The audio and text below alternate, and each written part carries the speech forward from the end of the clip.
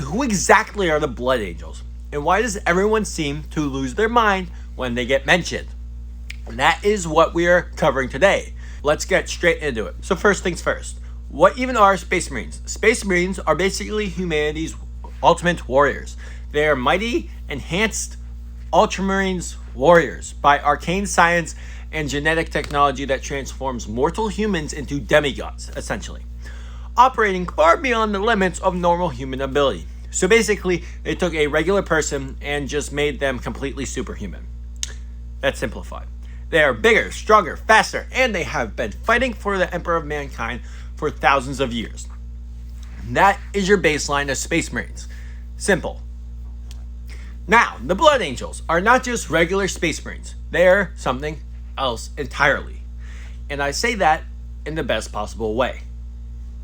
Of all the Space Marine chapters in Warhammer 40k, the Blood Angels may have the best claim to be the true Angels of Death. They are at once beautiful, noble, selfless defenders of humanity, and violent monsters, tortured by a craving of blood blood of those they should protect. So right off the bat, you have this incredible contrast. Noble warriors who paint, create art, and protect civilians, who also have a deep, dark curse running through their veins that makes them want to lose control completely in battle. That is some genuinely compelling stuff. This is not your typical army, although none of them are. Now, to understand the Blood Angels, you have to understand their Primarch. Every Space Marine chapter has a Primarch, basically a genetic father figure who is essentially a demigod. The Blood Angels Primarch is named Sanguinius, and I will do my best with these names, and I apologize in advance. Anyway, moving on.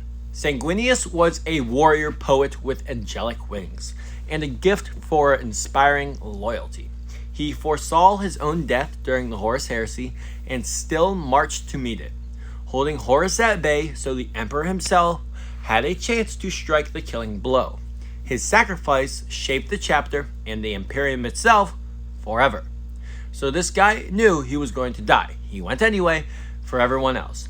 And that sacrifice is literally encoded in the DNA of every Blood Angel who came after him. Pretty powerful stuff. Anyway, that brings us to the curse. And this is the part that makes Blood Angels so unique and honestly so cool from a lore perspective.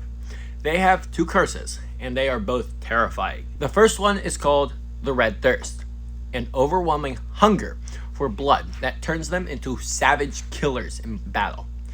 In game terms, it gives them bonuses to charges and melee attacks, rewarding aggressive play. So the lore and gameplay are directly connected here, which I love. And the second curse is called the Black Rage, and this one is much darker. The Black Rage is a Blood Angel's doom. A warrior in the grip of his all-consuming fury no longer has any awareness of who or where he is, believing himself to be Sanguinius in his final hours, refighting the horrific battles of the Horus Heresy. So these warriors literally lose their minds and believe they are reliving the death of their Primarch over and over again. That is terrifying and genuinely one of the most tragic things I have ever heard in a fictional universe. And I have just started. What have I gotten myself into? Now the warriors who fall completely to the Black Rage, they do not get thrown away. Those Blood Angels who succumb to the Black Rage are formed up into the Death Company. Armored in all black, led into battle by chaplains, reciting hymns of wrath. Two things are certain. Neither they nor their foes will return from the battle alive. So they send them on a suicide mission. Heroic, devastating, tragic suicide missions. This lore is insane, and I am here for all of it. It's so interesting. Now let's talk about how they actually play on the tabletop, because this is important to everyone who wants to play. Anyway, Blood Angels excel at aggressive play, using jump pack units to cross the board rapidly, and they engage key targets. They reward players who can read the board and time their charges perfectly. A failed charge can be devastating, but a successful one can cripple an opponent's army in a single turn. That's powerful, very powerful.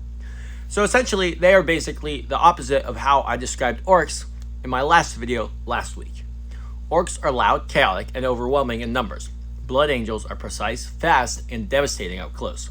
Two very different armies, two very different playstyles, both in the same box. This is actually a great thing for beginners because you get to experience both sides, two completely different playstyles, and you get to figure out which one you prefer.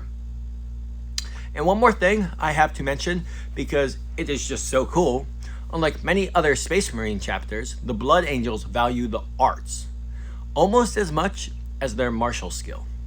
These are warriors who paint, sculpt, and create beautiful things in between battles. In a universe defined by endless war and darkness, the Blood Angels are out here making art. I genuinely did not expect that when I started learning about 40k and Blood Angels, and it made me like them just a little bit more. Anyway, so to wrap this up, the Blood Angels are tragic, noble, cursed warriors who fight for humanity while struggling against the darkness inside themselves. They are fast and aggressive on the tabletop. They look incredible in deep red and gold. They are one of the most storied factions in all of Warhammer 40k. No wonder GW put them in the Armageddon box. My name is Zach. This is Warhammer Zone. Week 7 done. Subscribe if you have not already, and I will see you guys in the next video. Stick around for our 8th video in week 8. Peace.